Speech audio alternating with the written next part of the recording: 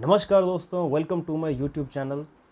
आज stock market terminology को हम एक्सप्लेन करेंगे। आज तक आपने जितने भी स्टॉक मार्केट से रिलेटेड, शेयर मार्केट से रिलेटेड टर्म्स सुने होंगे, जैसे स्टॉक क्या होता है, share holder, Sensex, Nifty, dividend, broker, bull market, bear market, blue chip stock, IPO, stock exchange, portfolio, demat account, market capitalisation, trading, investor, इन सब को वन बाय वन करके मैं एक्सप्लेन करने वाला हूँ इस वीडियो में। सो प्लीज़ शुरू से लेके अंत तक बने रहिएगा।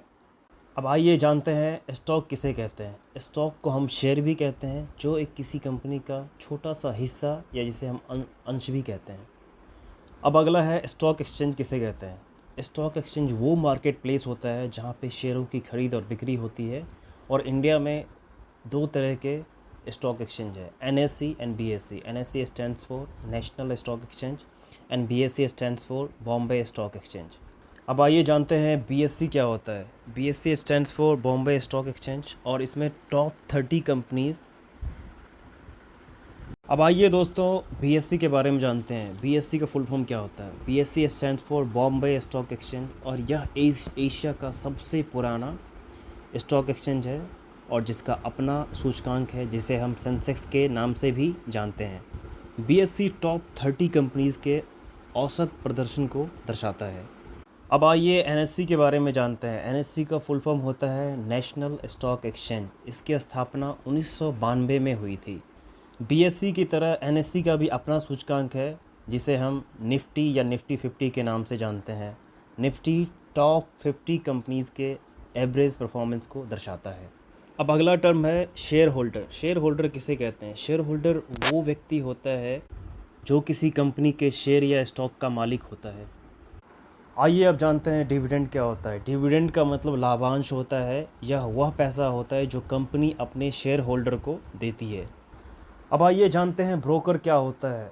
आप लोगों ने बहुत सुना होगा ब्रोकर के बारे में। ब्रोकर वो व्यक्ति या कंपनी होती है जो शेयरों के परचेज़ एंड सेल करने में हेल्प करता है, जिसके बदले में नॉमिनल फ़ीस, जिसे ब्रोकरेज कहते हैं, वो चार्ज करते हैं। अब आइए जानते हैं बुल मार्केट क्या होता है। बुल मार्केट शेयर मार्केट का वो फेज़ होता है जिसमें कंपनी के शेयर्स के प्राइसेस यूजुअली बढ़ते हैं। इस फेज को बुल मार्केट के नाम से हम जानते हैं। अब आइए जानते हैं बियर मार्केट क्या होता है। बियर मार्केट स्टॉक मार्केट का वो फेज़ होता है जिसमें स्टॉक के प्राइसेस कम होते रहते हैं। आप लोगों ने आए दिन ब्लू चिप स्टॉक के बारे में बहुत सुना होगा। आइए जानते हैं ये ब्लू चिप स्टॉक्स होते क्या हैं। ब्लू चिप कंपनीज ऐसी कंपनीज जो fundamentally, financially strong, well establish और रिलायबल होती है, ऐसे कंपनीज के स्टॉक्स को हम ब्लू चिप स्टॉक्स के नाम से जानते हैं। जैसे रिलायंस हो गया, टाटा हो गया, एंड आपका इन्फोसिस हो गया, विप्रो हो गया।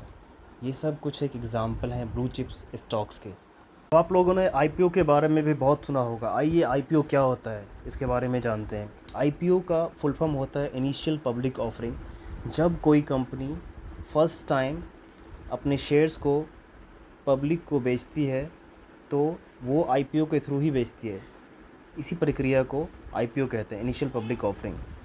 दोस्तों, शेयर मार्केट की दुनिया में आपने एक और टर्म का नाम बहुत सुना होगा, पोर्टफोलियो। आइए जानते हैं पोर्टफोलियो क्या होता है। इन्वेस्टमेंट का एक कलेक्शन होता है जिसमें शेयर्स होते हैं, ETFs, bonds, mutual funds, real estates. ये ना एक कलेक्शन ऑफ इन्वेस्टमेंट हो गया और इसी को पोर्टफोलियो कहते हैं।